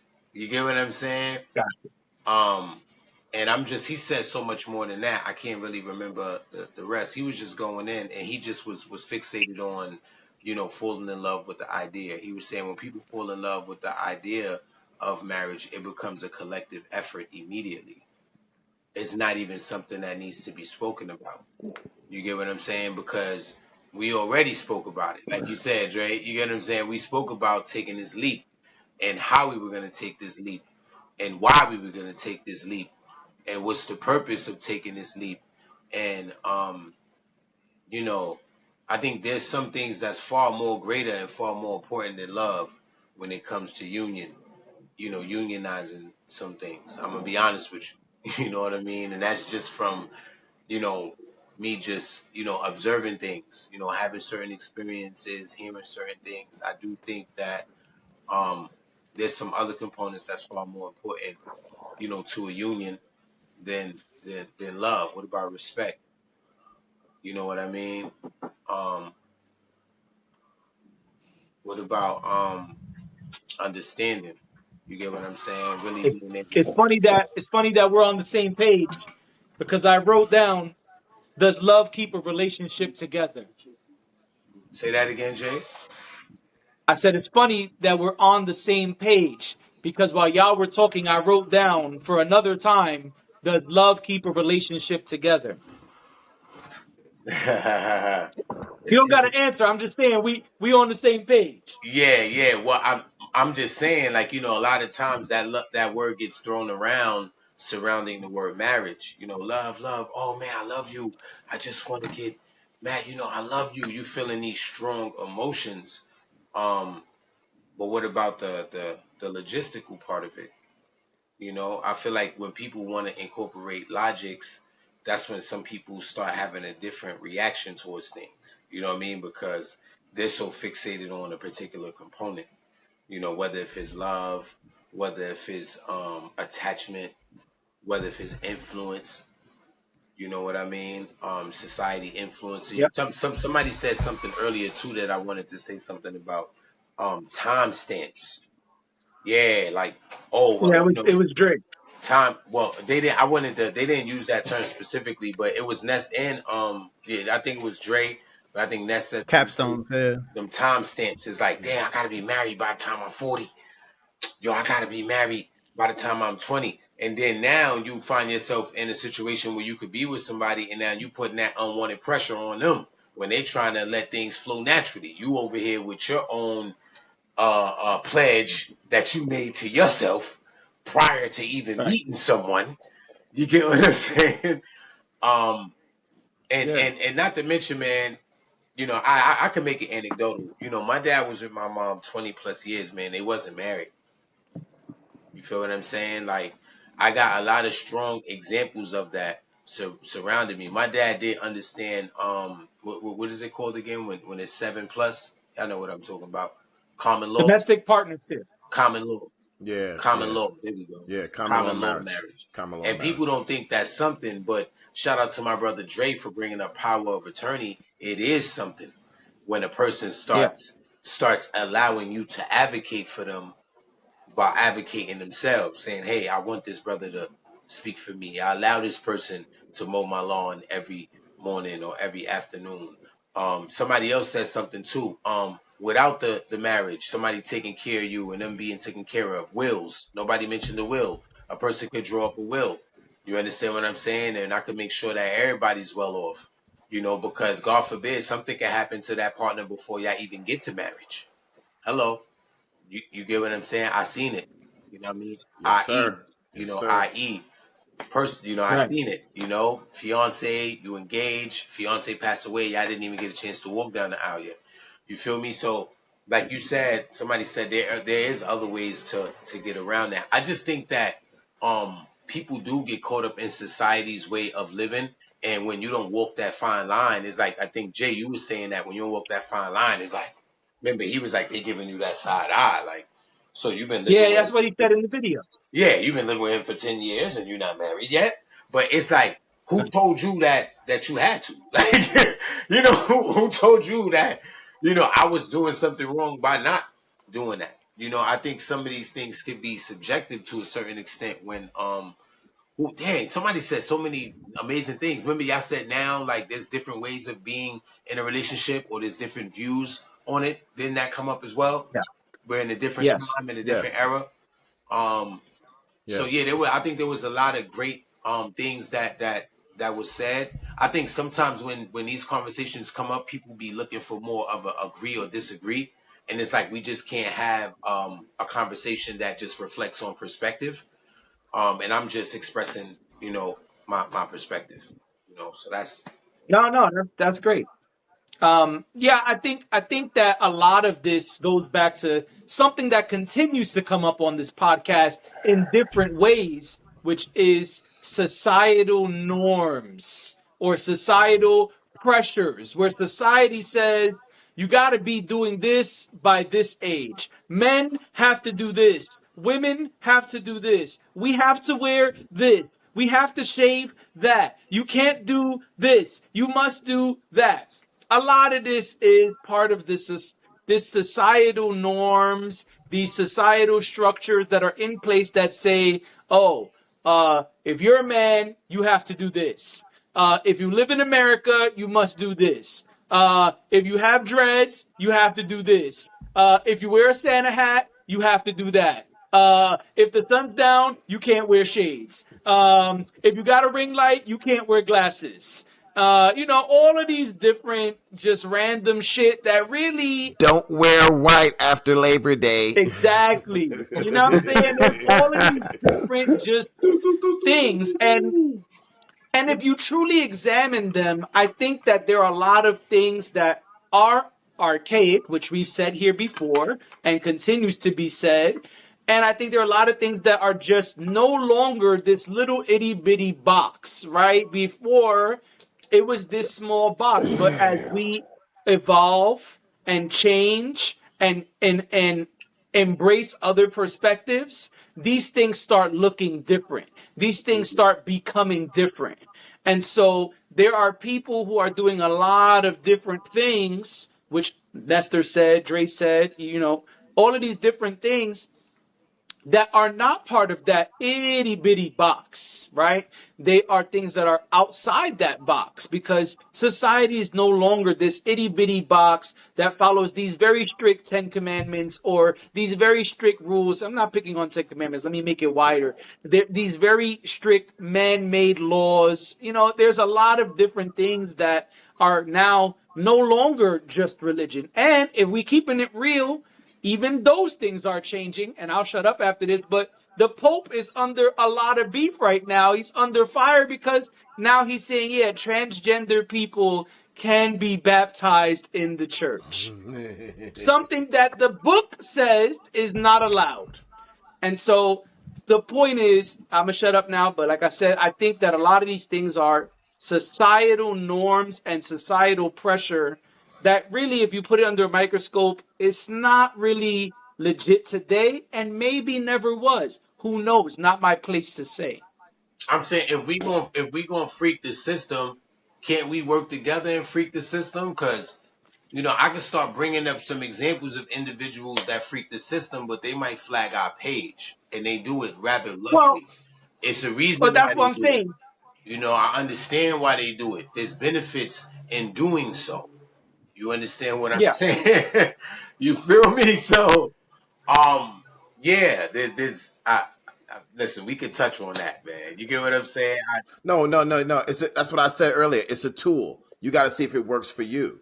You know what I'm saying? That's yeah. You look at it unemotionally, and if it works for you, if it's doing something that you need it to achieve, go through, but you don't make an emotional But decision. right. A relationship is a commitment, right? And I think this is the part that gets overlooked because it's like if you ask me, right? If I'm in a relationship and it's been quite successful, like the examples that y'all brothers gave, because I think that was brilliant, right? When you was like, yo, man, if we was here for 10, I think that was a successful 10. I don't think a company would say that it was failure if they had 10 successful years and they had to shut it down. Exactly. Word the mother. Exactly. I don't think they're going to say that. You understand what I'm saying? Right. Damn, I don't want to lose my train of thought. I was hype about this. Oh my God, I was don't lose your train of thought. Oh my God, That's it. Catch it at the next stop. Catch it at the next stop. Yeah. I'm losing my train of thought. Yeah. Damn. All right, good. Damn. No, I'm good. Ness, I know you got to go, right? Yeah. I gotta get going. All right, brother. Before I dip out real quick, because you brought up the Pope. Go in. You brought up the Pope, and I just want to say he's a G because he straight up said that Catholic Church needs to open up more to LGBTQ plus people. And then there was like an archbishop somewhere that was like completely against that decision and talking mad shit about him. And he was like, oh, okay, cool. You're fired. Like, right. He's like, we need to move forward. You not with it. That's okay. You don't got to be here. Like, bye. Right. I got my point back. So I think that was hilarious. I said that. All right, Ness, thank you for being here. Hold on, Dave. Hold on. Yeah. Oh, my bad. Yeah. Go. No, it's okay, Ness. Thank you for being here. We see you soon. Yep. Yes. Good to see you, brother. Take care, man. Looking at it from this perspective, right? Because it's kind of like you making a commitment. It's like you making a commitment to work at a job. You made that commitment to work there. You know what you need to do. You know what you're in it for, right? The minute you start slacking, now they micromanaging you. Or you might not even start slacking. They might feel the need to micromanage you. Period. Right? I feel to some degree marriage could be looked upon as that, as you being micromanaged. Because if I know that this is who I want to be with, this is what I want to do, this is the commitment that I made. Because I think, Jay, isn't this some of the conversations we have? Like, it's not like I'm getting in a relationship with you today to only be with you for a year. I'm only going to be with you for 2 years.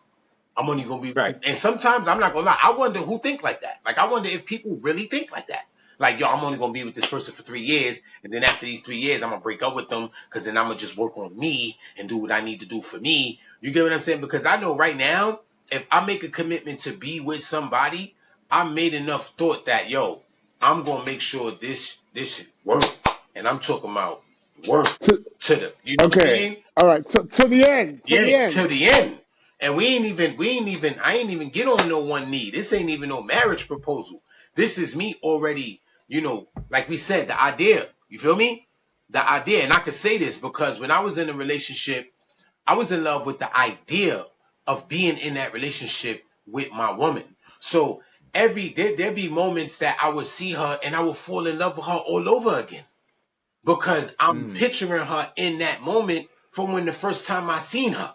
She just walks in the room and I'm like, damn. And she like, why you staring at me like that? And I'm just like, at that moment she walked in, I got the picture. My imagination took me to That's dope. This is me speaking real. This is real shit. You feel me? Like it was, and I felt that, just falling in love with that person all over again and extending it. That's when you go to the love thing, extending that love and knowing that you want to feel that feeling again and again and again for the rest of your life, because there's going to be things that's going to be built within that infrastructure. You feel what I'm saying? Not just falling in love with that idea. There's so many other components, but like I said, I was in love with the idea before I pictured it. I saw it before I even got there. So when I was in it, I was comfortable because I saw it. I'm like, oh yeah, I'm here. Manifestation is real. Now how do we get to the next level? Let's get to the next level. You get what I'm saying? Right. And so that's what Dre was saying, right? Where you have to take a pause at some point and step outside, right? You got to say, okay, yes, I love this person. I want to be with this person as long as humanly possible.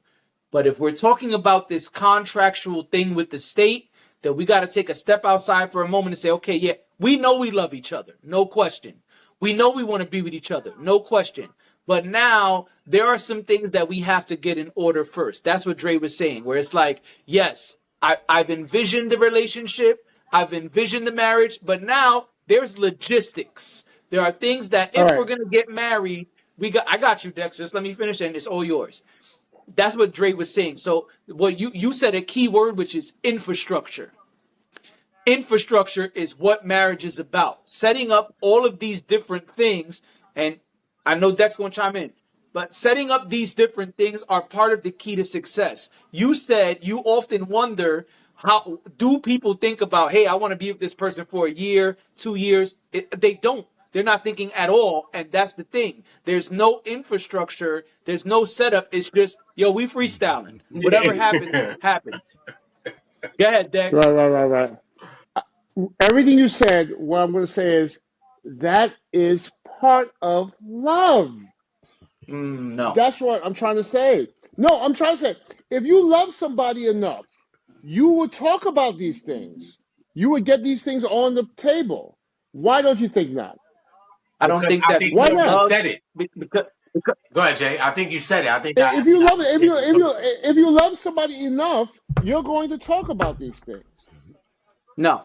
And because first of all, you're assuming that this person is mature enough and confident enough to do those things. That's Well, number that's on one. the that's an individual situations. Then that's But individual but but situations. you're That's making not an general. assumption.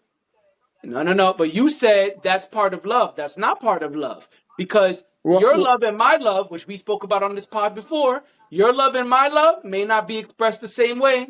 What you need and what I need may not be the same thing. Okay, The things so Whitney. you're willing to so do you're and I'm Quiet saying willing now, to do Whitney. are you're not the saying same. it, Okay, Whitney. you're saying it's based on maturity. You're saying it's based on maturity. You're saying it's based on I'm saying maturity. there's a lot of factors that are separate from the feelings and emotions of I love agree. when it comes to the individual. Because listen, I give you a great example. I love all you guys on this podcast, but I also love my daughter the same way you guys love your kids, Dex and Days. I'm How sure. about this? Let me Hold finish. on. Let me finish. I'm sure that there are certain things I will do. I'll keep it on me. I'm sure there are things that I will do for my kid that I'm probably not going to do for the three of you on this screen right now. And I love y'all. Come on, man. And I love y'all. I do. Y'all know that. But if it's my daughter, there are some things that I'm saying, I mean, Dre will be all right. I love Dre, but Dre will figure that out. But my daughter, yeah, that's a little different. That got nothing to do with love, though, because I love everyone in this Come conversation. on, man. Responsibility. Loving That's what it pet got with to your do with. child is different from loving a relationship. Yeah, but no, he's But talking you about didn't say that. You responsibility. What said I'm trying love. to say is this. What I'm trying to say is this. I'm talking loving a relationship, and I'm Okay. saying if you, I can't generalize everybody's maturity. I don't know what another couple's doing and how they talk in their love relationship. You don't know how I talk in my relationship. So Right. it varies from others. We can't generalize everybody to be like they're not mature enough. Because you said the word they're not mature enough to understand that.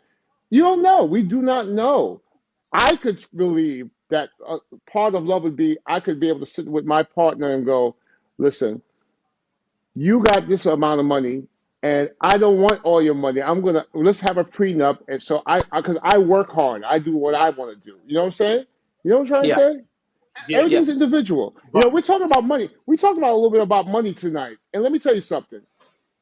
It's on that person. If you got somebody who you getting together with who's not busting their ass and hustling and working hard, and you worry about them taking your money, you can still have a prenup. That's fine, but at least you should be with somebody who's a go getter. You know what I'm saying? If we're talking realistically, you know what I'm saying? You shouldn't be Well, getting together with somebody where you're worried. You're gonna do the prenup anyway. I'm fine with that, but you shouldn't be.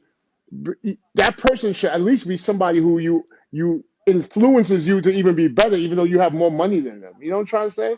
yeah, but I was responding to you saying that the infrastructure and these conversations are tied Should to be a part of love, love. I love somebody enough that I could have that conversation with. That's what I'm trying to say. right?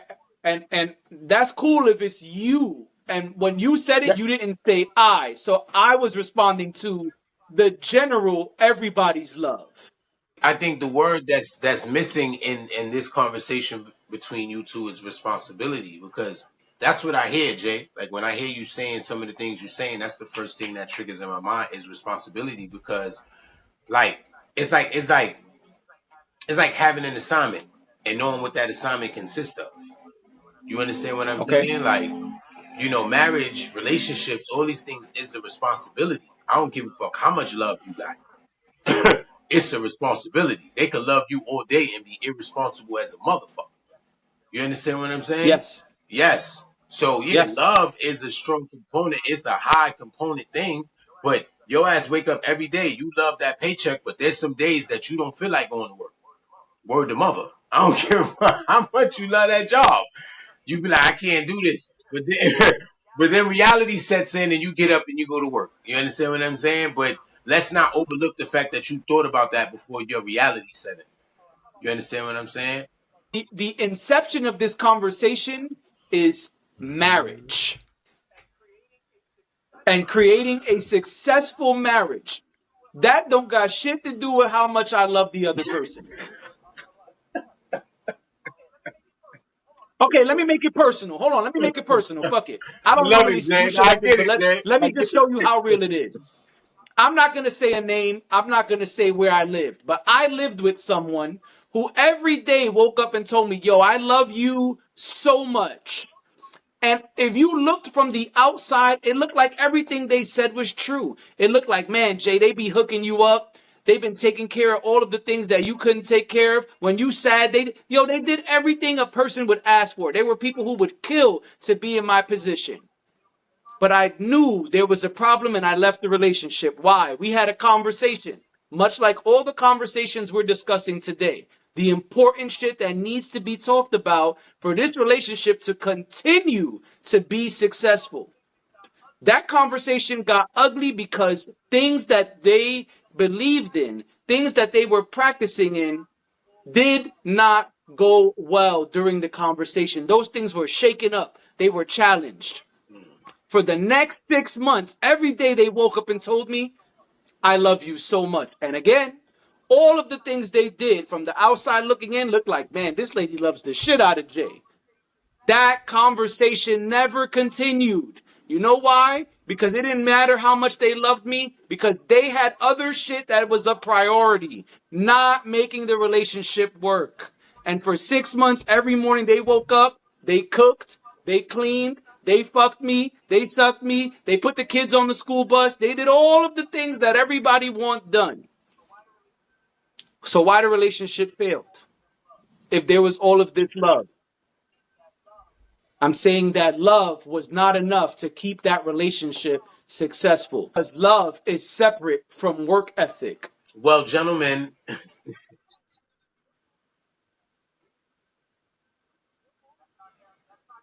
That's not guaranteed, Yeah. player. well, gentlemen, we didn't talk about freedom though. Yeah, Dings. I said, Oh yeah. Oh yeah. Sure. well, the funny But thing, talking is not the same as Right. showing up every day. that's a great point. You That's a got it. great point. I could tell you, hey Dex. All right, I could say, hey Great Dex, you point. know what? Every day when I get off of work at 7 a.m., we're gonna hit the gym. And I could tell you that for 6 months. If I don't go and show up at the gym every day, that talk don't mean shit. But I'm reading this book. I'm not going to say the title, but it says something in there that blew my mind when they said that, and society often separates these two things, right? These two things is love and freedom, right? And he said society conditions us to separate these things, but they're no separate from each other. Love is freedom and freedom is love. And it blew my mind. It blew my mind in so many ways because, growing up, you don't look at it like that. Everybody has their own different focuses of love. Some people see love as possession. People see love as attachment. Some people see love, but ultimately, I understood what he meant in that moment. That love is freedom and freedom is love. Because if I make a commitment to be with you, it's then my responsibility to live up to that commitment. You shouldn't have to force me. You shouldn't have to make any rules, regulations, or guidelines. We talking about integrity. Everybody looked at Jeezy crazy when he made his statement about real men don't cheat, but I immediately understood where he was coming from. And shout out to my brother Jay, because I'm gonna use Jay in this example right here, because I got a lot of respect for my brother. I thought about you, Jay, because the brother's speaking about integrity. And a lot of people don't understand that when he's saying what he's saying. No, I'm not going to cheat, because you want to know why? If I'm dealing with multiple women, then obviously I'm in a position to be honest about where I stand, for them to understand where I'm at, for them to then interact with me on that level. If this is not something that you're ready for, then you wouldn't even be here, because we wouldn't even get past this conversation once I have it with you. Yay or nay? Amen. Yay, nay, or Yes. stay? No, yay, nay, or stay. It's just that simple. You understand Right. what I'm saying? So going back to what I was saying, a commitment, love is freedom. Freedom is love. Let people do what they want to do, so you see what they rather do. I dropped the mic. So we'll save that last topic for next time. We are way past our usual time. I know everybody got to go, including me. Well, fellas, thank you for joining me. I appreciate y'all as always. This has been a wild but great year. And I thank y'all for being here with me. 2023 was a wild year for Man Cave, but we had a blast. Right. I mean, it's been fun. And so I look forward to what next year brings. Listeners, viewers, we appreciate y'all. Don't forget, if you liked it, leave a comment. And don't be scared to share this shit with a friend. You know what I'm saying? Facts. We see y'all next month. Deuces.